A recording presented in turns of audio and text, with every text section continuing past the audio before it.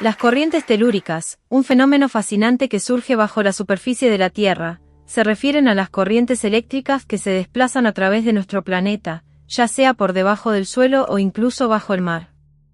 El término telúrico proviene del latín tels, que significa tierra, y describe precisamente estos flujos invisibles que atraviesan la corteza terrestre.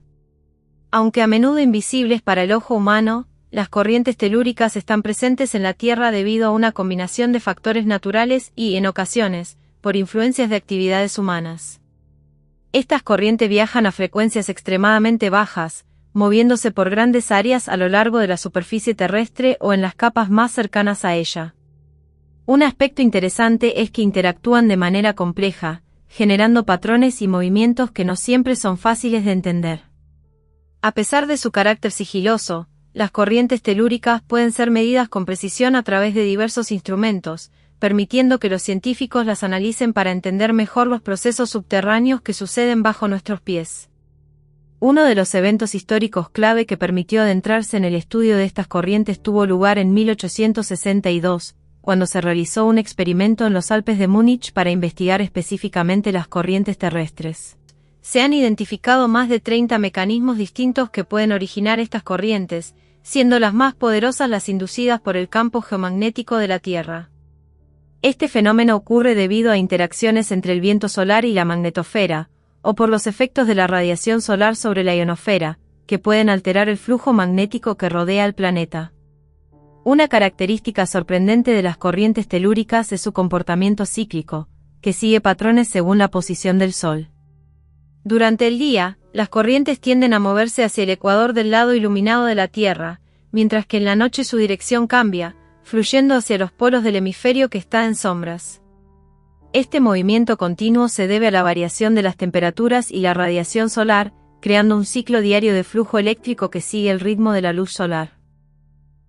En el campo de la prospección industrial, las corrientes telúricas juegan un papel importante.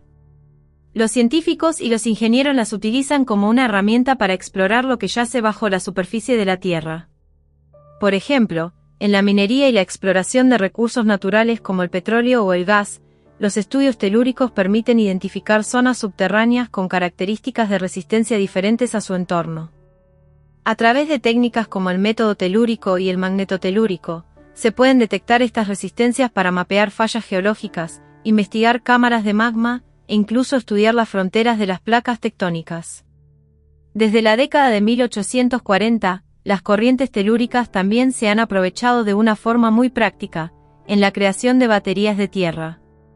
Estas baterías son capaces de captar la energía eléctrica de las corrientes telúricas de baja intensidad y se utilizaron, por ejemplo, en los sistemas de telégrafos de esa época.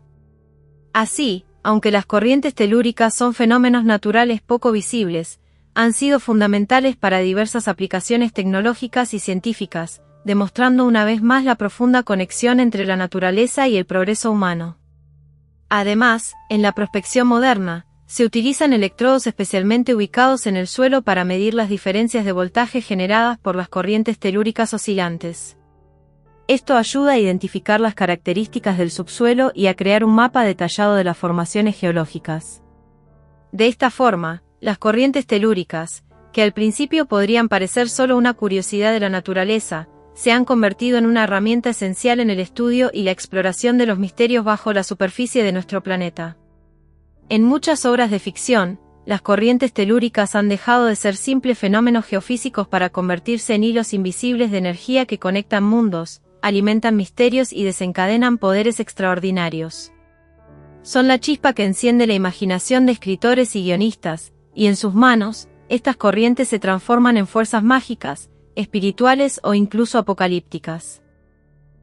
Por ejemplo, en la inquietante novela de Night Land de William O. P. Ashton, la corriente de la Tierra es una fuerza tan potente que se convierte en la única fuente de energía del último reducto, el último refugio de la humanidad tras la muerte del Sol. No solo es una corriente eléctrica, es también una energía espiritual, un escudo invisible que protege a los humanos de los horrores que habitan las tierras nocturnas. Hassan mezcla lo científico con lo místico, y da a esta corriente un papel casi sagrado. El Reino de la Noche, título original, The Night Land, No es simplemente una novela, es una experiencia que sumerge al lector en las profundidades más oscuras del tiempo y la imaginación. Escrita por el inglés William O. P. Hodgson y publicada por primera vez en 1912, esta obra monumental se inscribe en ese subgénero peculiar y melancólico de la fantasía llamado Tierra moribunda, Dying Earth, donde el fin del mundo ya no es una amenaza, es una realidad silenciosa y omnipresente. En este sombrío universo del futuro lejano, el sol ha muerto y la humanidad sobrevive en un colosal bastión iluminado artificialmente, rodeado por criaturas indescriptibles y una noche eterna que lo devora todo. Es una visión que desborda imaginación, una mezcla de horror cósmico y epopeya apocalíptica, escrita con una intensidad tan desbordante que ha dejado una huella indeleble en la literatura fantástica. Hodgson, además de esta versión extensa y abrumadora, también publicó una versión más breve de la historia titulada El sueño de X, The Dream of X, también en 1912, quizás como intento de hacer más accesible un relato que puede resultar tan denso como hipnótico. Décadas más tarde, en 1972, El reino de la noche volvió a ver la luz gracias a la editorial Ballantine Books, que la reeditó en 2 tomos como parte de su icónica serie Ballantine Adult Fantasy, con los volúmenes 49 y 50. Esta colección buscaba rescatar joyas olvidadas de la fantasía literaria, y la obra de Hodgson brillaba como una rara gema entre ellas, a pesar, o quizás precisamente por, su oscuridad. No es casualidad que gigantes del género hayan elogiado esta novela con tanto fervor. H.P. Lovecraft, maestro del horror cósmico, la describió como una de las piezas de imaginación macabra más potentes jamás escritas.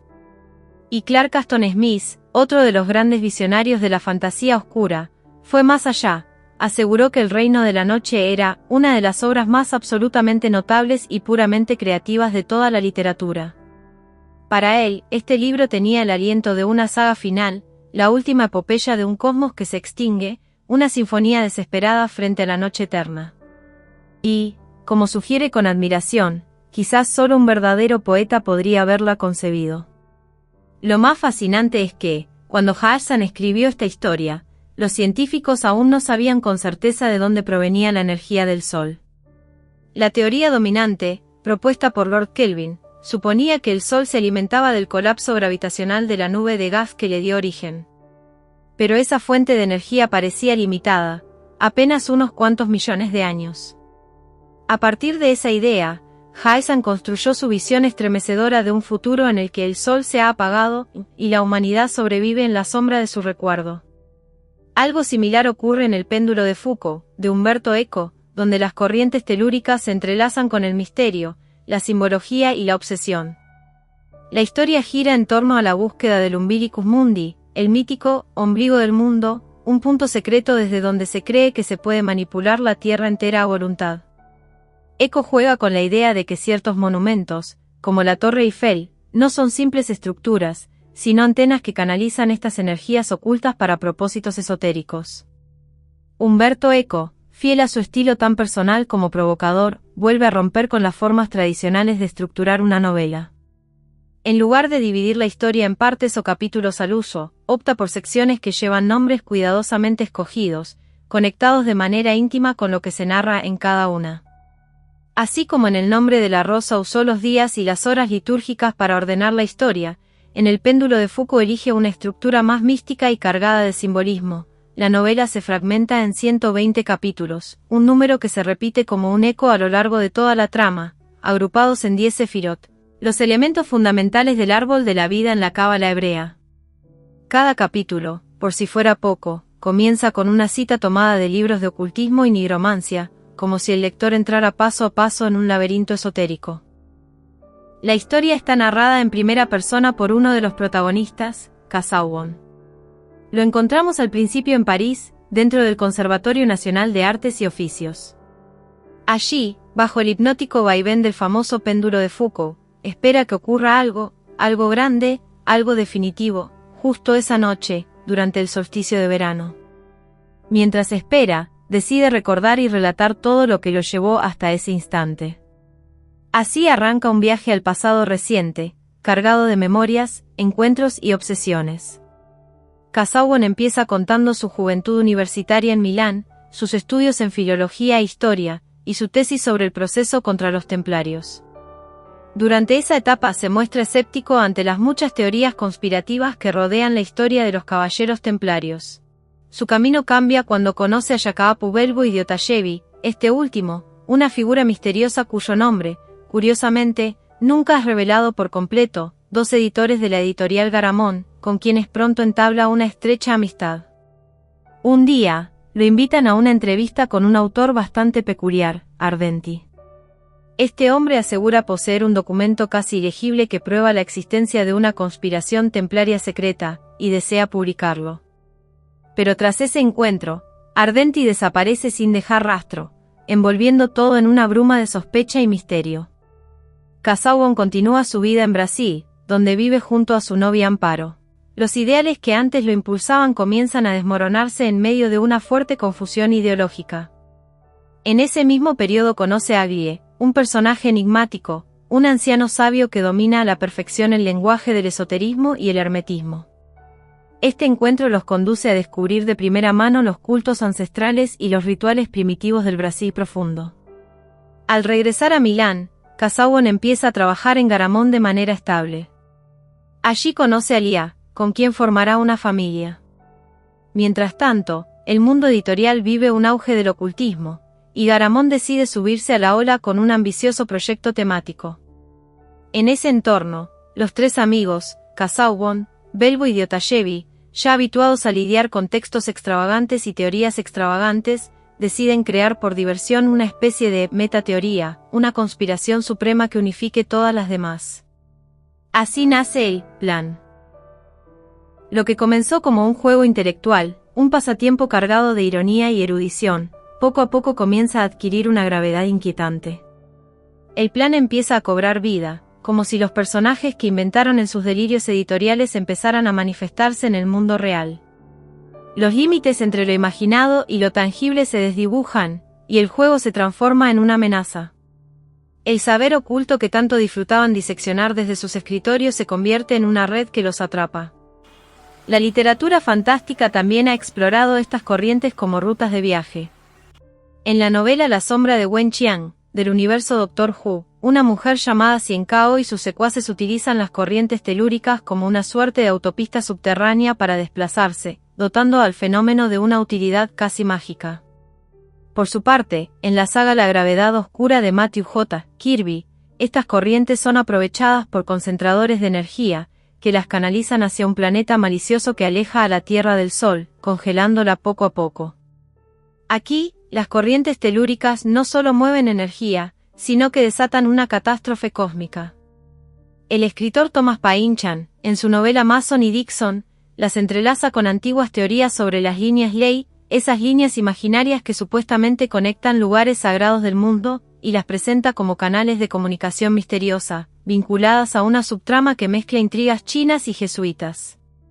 Incluso Michel Houellebecq se detiene en estas energías en la posibilidad de una isla, sugiriendo que, según la literatura de la nueva era, los seres humanos tendrían una sensibilidad especial a las corrientes telúricas que emergen de zonas volcánicas, lo que provocaría una especie de efervescencia emocional y sexual. Aquí, las corrientes adquieren una dimensión más sensual y psicológica. Y no podía faltar la televisión. En la serie Teen Wolf, las corrientes telúricas están profundamente ligadas al Nemeton, un antiguo sitio druídico de poder. Funcionan como canales de energía que permiten al Darach, una figura oscura, desplazarse y cometer asesinatos rituales, siempre en el centro exacto de cada corriente, allí donde su poder es más intenso. Si te ha gustado el contenido y deseas contribuir al crecimiento continuo de este canal, te invito a considerar la posibilidad de suscribirte a mi canal de YouTube. Puedes hacerte miembro por menos de 3 euros al mes. En el apartado de tienda, podrás acceder al merchandising de Estudio Alejandría. No solo estarás apoyando mi creatividad y esfuerzo, con tus compras, sino que también tendrás acceso exclusivo a contenido más detallado y enriquecedor. Como suscriptor, formarás parte de una comunidad comprometida con el desarrollo y la exploración de nuevos temas. Tu apoyo es fundamental para seguir creando contenido. Únete a la comunidad y sé parte de esta emocionante aventura. Y hasta aquí llegamos con este emocionante contenido.